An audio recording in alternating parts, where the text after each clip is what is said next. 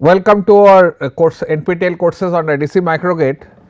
Today we are going to discuss about the power electronics, application of the power electronics in the microgrid. So, this will be our presentation layout, role of the power electronics in distributed energy, that consisting of distributed energy sources and the storage element, that will be the distributed energy system.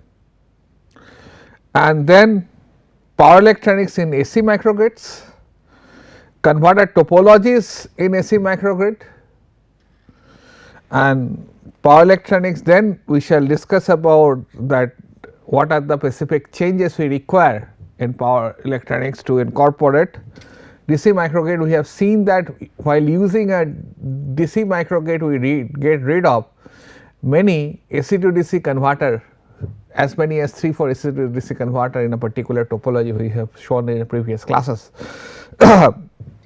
and converter topologies for the DC microgrid. Now, role of the power electronics in distributed energy system.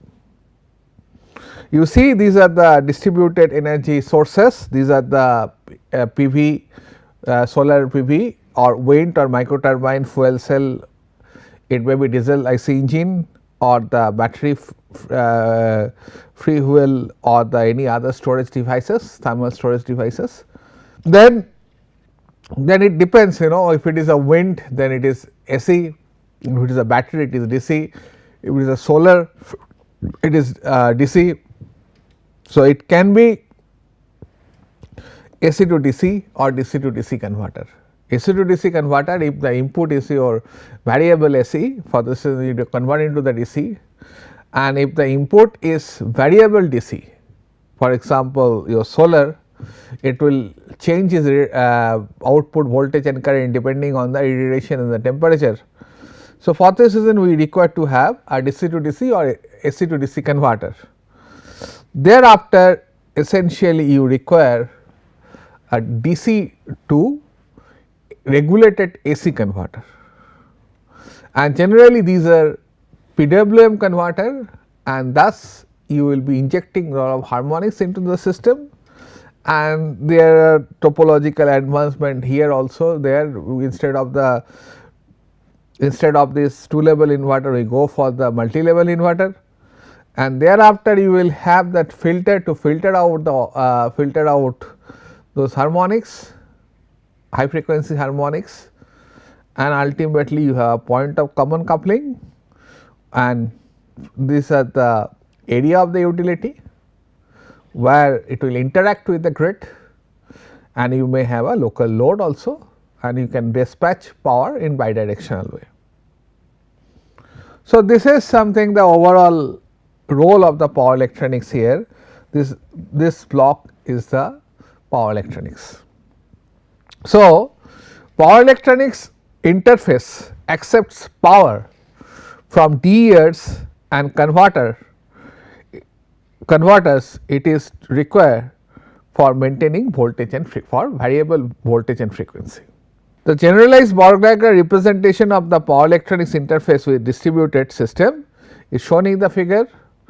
So, input can be of different voltage and frequency, and make it in a standardized we require the power electronics. Now, for the storage system, bidirectional flow between the storage and the utility is required. So, you can charge or discharge battery, for this reason we could require bidirectional flow. From the figure 1, 4 major module of the power electronics interface are shown. These are source input converter, an inverter module, the output interface module, and the controller module. The blue unidirectional arrow, you can refer blue unidirectional arrow, this one, depicts the power flow path in a distributed energy sources, whereas the red arrow shows the bidirectional power flow path with the DE storage. So, these are the red arrows. So, where battery is bidirectional and here is also bidirectional and it is bidirectional. The D system that generate AC output often with a variable frequency such as wind, microturbine, IC engines or flywheel storage needs an AC DC converter. So, the role of power electronics in a distributed energy system are for the DC output system like PV, fuel cells or the batteries. A DC to DC converter is typically needed to change its DC voltage level. For example, solar has to track the MPPT and thus you require to have some MPPT voltage level, and ultimately that may not be suitable for utilizing in the DC bus. So, again you have to recalibrate and fit to the as a DC link as an inverter. The DC to AC converter module is the most generic of the module and converts a DC source to grid compatible AC power. The output reference module filter the AC output from the converter, and the monitoring and the control module operates the interface containing protection for the D and utility point of common coupling. The power electronics interface is also contain monitoring and the control functionality to ensure that D system can operate as required. So, monitoring function typically include real power, that is something PQ control, reactive power, voltage monitoring at the point of the D connection with the utility at the PCC. So, this is the figure, you have wind turbine and you require to have AC to AC conversion, and if this grid is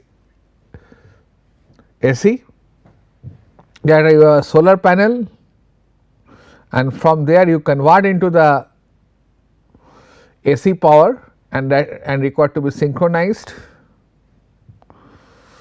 and thereafter you have a storage element that is bidirectional. Once you have a extra renewable, you will store the battery and that is required for the peak management and also in the emergency to feed the critical load. This is a main switch, you can take power or dispatch power to the grid, and these are the non-critical load, and it may be shut off depending on the kind of condition you like to put it, and these are the critical load and you require to turn it on always. A microgate, this is AC microgate. First we will discuss about the AC microgate and try to see that what are the limitations of the AC microgate, then we will come to the DC microgate. The microgate is a small scale power system that is formed with the distributed generation such as photovoltaic, wind, microturbine, diesel generator, energy storage and various load as shown in this figure. The power electronics converter are employed to perform energy conversion and control the generate as well as the consumed power. So, this is something that power electronics converter are going to do. So, for utilization of renewable energy sources, these P's are widely adopted, that is power electronics converters for managing variable generation supply in solar, wind system which are combined with the maximum power point tracking. Not every voltage and current solar generates the maximum power. So, we require to extract the maximum power because the efficiency of the solar panel is around 15% for the polycrystalline structures. So, for this reason, losing some efficiency, it will be a great hindrance using the solar panel. For this reason, solar power has to be tracked from MPPT. The use of RES and the energy storage system in microgrid require power converter to be optimally sized and configured. You have to have a dynamical loading condition, and thus you can increase the size of the you can actually optimize, rather reduce the size of the battery and increase the efficiency of the system. In this case, the task assigned to the power electronics converter system significantly increases and varies according to the customer needs and requirement. So, of course, customer can profile their way of consumption, and accordingly it can optimize the energy efficiency and the cost, maybe comfort. There are many criteria. Some of the particular requirement from the power electronics are: we want that microgrid to be operating in a stable and reliable power supply. It gives you the stable and the reliable power supply. High performance operation, that means it is free from the power quality issues. Regulations of active and reactive power, and secure communication. It should be communicate to the other microgrid and dispatch the power if they have a surplus, and thus it can have a total management of the power in a particular locality. These requirements are important for the proper operation of the microgrids. Microgrid can work either in grid connected or islanding mode to obtain uninterruptible power supply for the local loads. So, grid mode of operation, the converter connects in the power source in parallel with the other sources to supply the local load and possibly feed power into the main grid when there is a power surplus. Then we said that it is a grid mode of operation. Parallel connection of embedded generator is governed by the national standard, that is the grid code of a particular country. India has its own grid code. The standard requires that embedded generator should not oppose the voltage at the PCC, and the current fed into the grid should be of high quality with proper limit on the current on the total harmonic distortion. So, we have to, when you are connecting and you are supplying to the grid, we have to ensure that your power, since you are using the power electronics as devices, and thus you have a switching and you may have a problem of the power quality, and that does not happens when you are supplying to the dries, maybe that is the internal problem. When you are connecting to the grid, it may affect to the other customer. For this reason, the power quality norms require to be maintained. Standard also require that the embedded generator, including the power electronics converter, should operate and islanding features. Due to some reason, if grid is not operated, it can feed the local load, so that they are disconnected from the point of common coupling when grid power is lost or any reasons it has been switched off. So, islanding operation, what does it do? It may be desirable for the converter to continue supply the critical load when main grid is disconnected.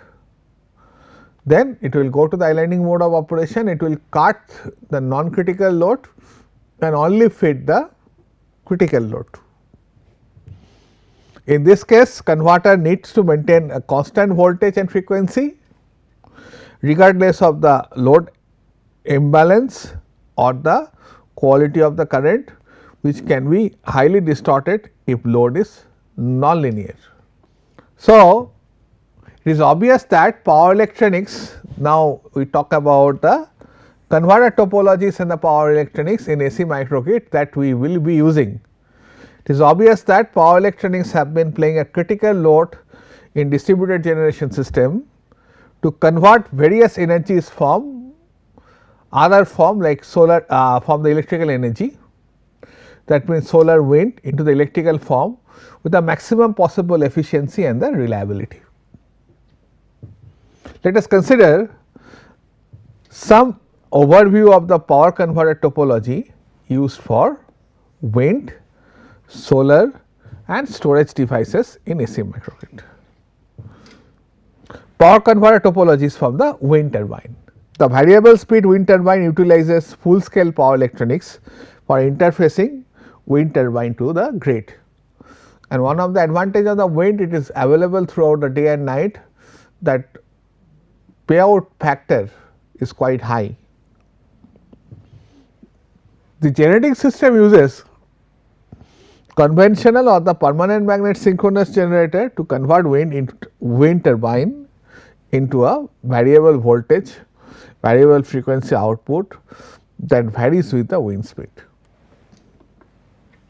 So, this is a case of mostly this will be a PMSG, otherwise you will have a DFIG, that is permanent magnet synchronous generator,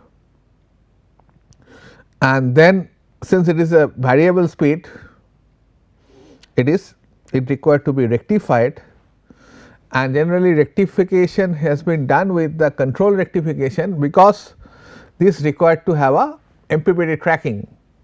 Accordingly, it has to run at a particular speed, and that will generate the MPPT voltages, and thus you have a common DC link voltage. Then you convert, this is a grid side inverter, then it will inject power to the grid with the necessary PQ control. That means it will control the flow of real and the reactive power as required by the grid current. So, most widely used power electronics topology for the wind turbine application is the back to back rectified inverter connected with the inverter connection, which provides the improved power flow control as well as increased efficiency. So, that we can show in the next figure anyway. So, this is the PWM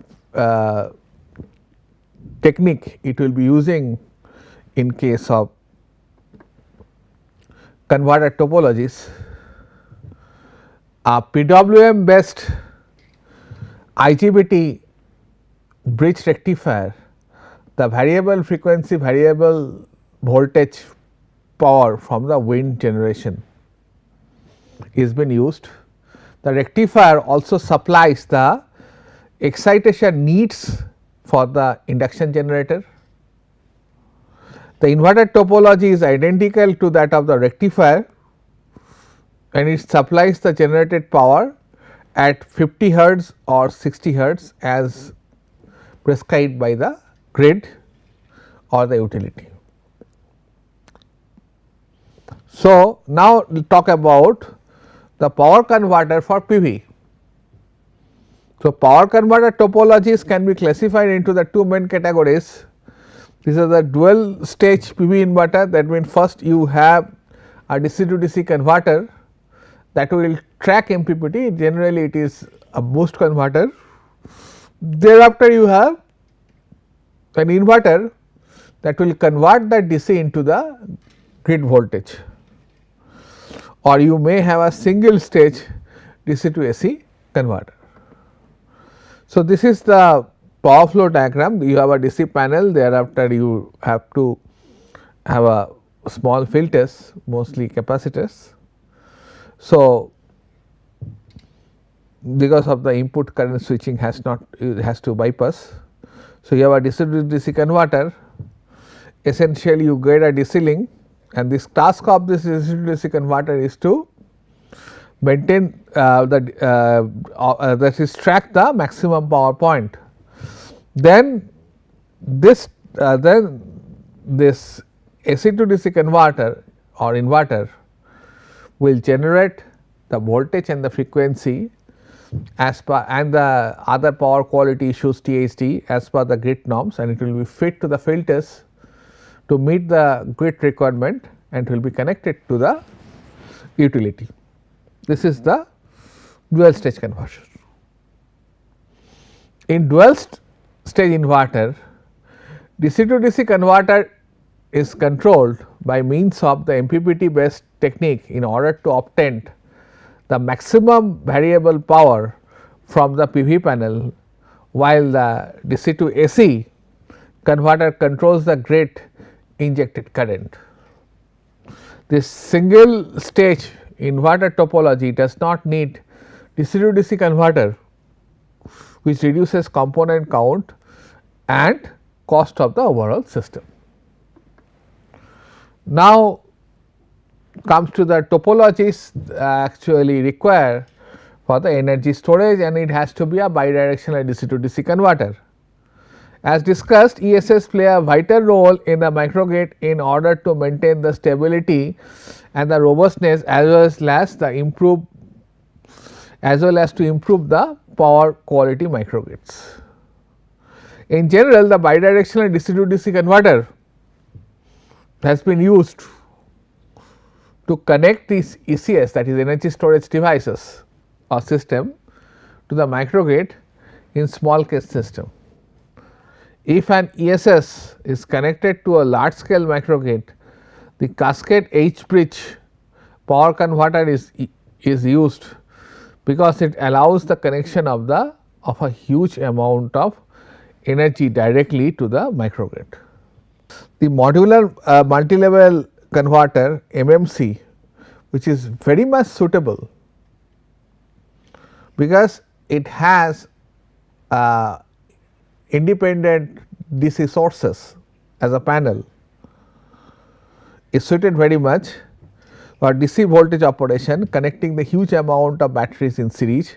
Also another option too, as used is in ESS.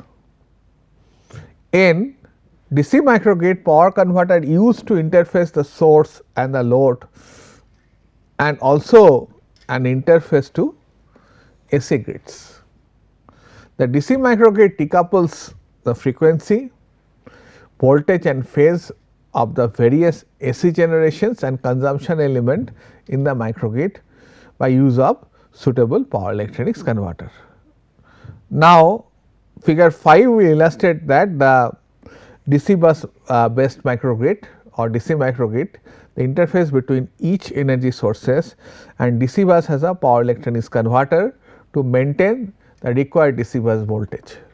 So, this is the DC bus, and ultimately you have PV, and thereafter you have a DC to DC converter,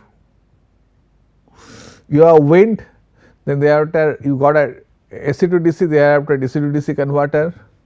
You may have a pico hydro turbine or micro hydro turbine, you may have a AC to DC converter. Thereafter you may have a battery bank that has a bidirectional power flow, you use DC to DC converter. You may have a AC generator as a backup. So, there you may have a AC to DC converter, you may have a DC load, and thereafter you may have AC to DC converter, and that fits the AC loads. So, it is DC to AC converter or inverter, an interfacing switch, and also it will send the power back to the utility. So, this is the structures of the microgrid, and these elements are the power DC microgrid, and this element are the power electronics devices. So, these are the entities of the power electronics, and it has huge implication. Each of these converters centrally dispatching power to regulate energy flow in or out of the DC bus, or they may drop controlled in order to share the power in a distributed manner. Now, let us see that two topologies of bidirectional DC to DC converter, one is non isolated, another is isolated. So, bidirectional DC to DC converter can divide into the two categories, which are non isolated, that means source and load does not have galvanic isolation, and another topology is has a galvanic isolation by high frequency transformer, that is called isolated DC to DC converter. So, DC to DC converter, so isolated bidirectional DC to DC converter can achieve isolation and can make conversion gain more flexible, because here you have to control the duty cycle by these two switches, and mostly these two switches are complementary in the logic, and you know that actually the transfer function will be given by d by 1 minus d here, and here you can also play with the trans ratio, because once you require to bucket a high voltages, they generally current sometime become discontinuous, and in that case the control system loses its predominance. So, you have to ensure that this bucking ratio or the boosting ratio are not so high, otherwise it leads to the discontinuous mode of conversion. You require to have a sufficiently amount of the high current. But here you can play also with the transformer's trans ratio, and thus your ratio of the bucking and boosting, some part you can play around with your transformer. Apart from that, it gives you a galvanic isolation, thus there is, if there is only any disturbance in the input side, does not transmit to the load side and vice versa, and it is protected from the surge and other devices, other anomalies. So, the non isolated DC to DC converter, which we have seen, works as a boost converter when battery is discharging, and works as a buck converter when power is reversed.